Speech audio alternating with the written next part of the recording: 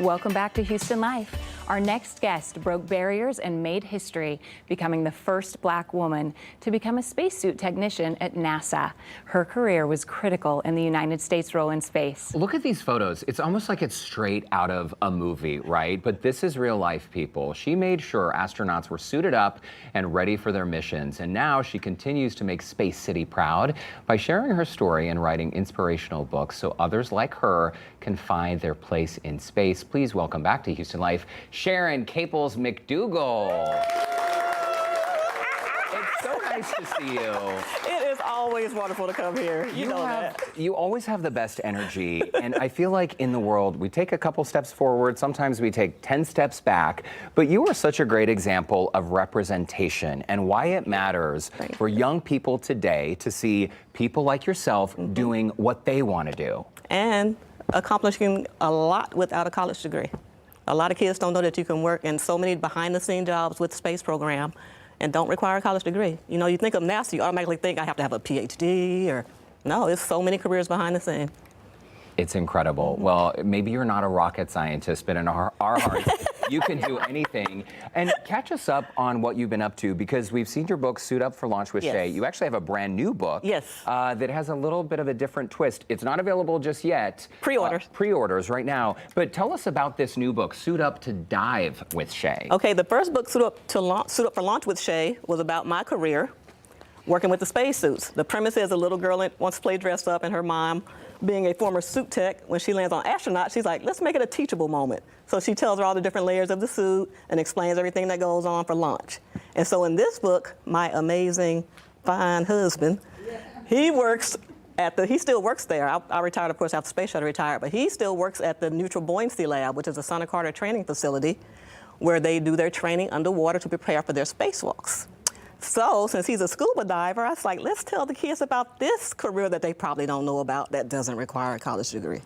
Being a scuba diver with NASA. Yep, so that's what the next book will be about. Suit Up to Dive with Shay.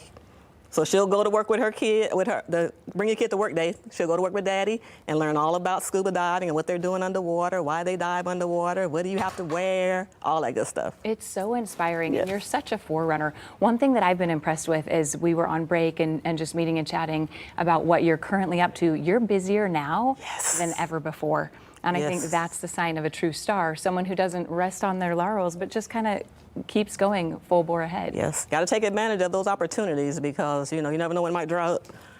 So I got to keep it pushing. Smart. And Sharon, speaking of that, you were telling us you're going to be a keynote speaker at a women's conference coming up. What's the response been from people who meet you? Because I know you have quite a following. You have a lot of fans out there. But it's not just because people are, you know, interested in what you're doing. They see a bit of you in themselves. Exactly. And I always tell people, you know, people ask me, how did you sell so many books? I'm like, you know what, you guys? They're buying you.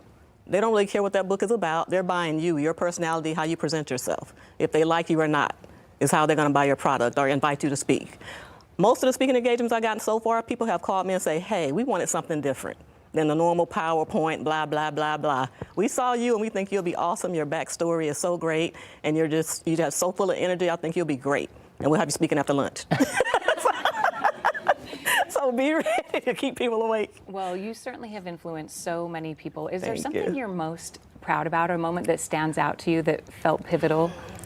From work or now? Maybe, I would say current, just something that stands out, something that you're proud of, because obviously we look at you and we see this beautiful, strong human making waves and doing good. But from your perspective, is there something that just you feel so proud about? Well, of course, you know, you have to say, my beautiful family. Got that out the way. Y'all know I love y'all. But from my work field, my most proudest moment was getting to suit up the first Black woman to go to space, Dr. Mae Jemison.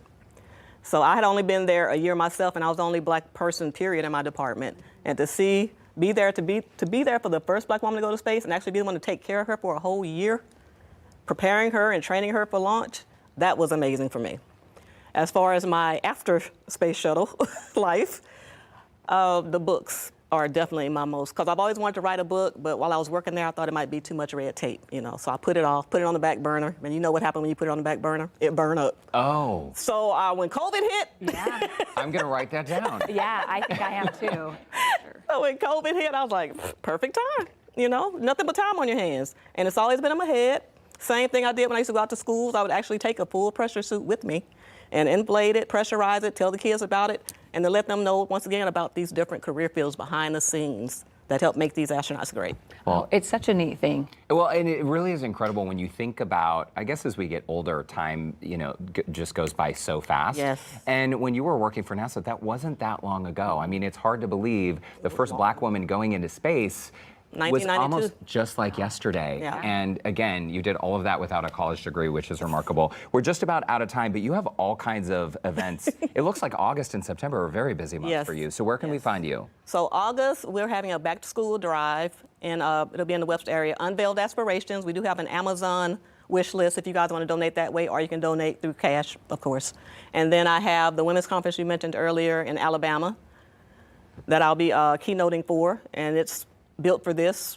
We're built for this is the title of it. And then a STEM Carnival scavenger hunt. With Mommy and Me the Listers, Crystal. Oh my gosh, we love The the STEM Carnival, listers. September 7th. So, and that's Awesome. free. So bring your kids out, or if you don't have kids, just come on anyway. You'll have fun. Okay. You'll have a good time. Sharon Caples McDougle, it's always great to see you. Thank you guys so much for always letting me come back and grace your stuff. Of course, you're part of our family. I feel like it too. Yeah, you gotta let us borrow those boots though. Those are pretty cool. Congrats again Thank you. on the book. By the way, that book, the newest one, you can pre-order. Suit Up to Die with Shay is the title once again. We have provided a link to connect with Sharon on our website. Just look for that scene on Houston Life section of HoustonLife.tv.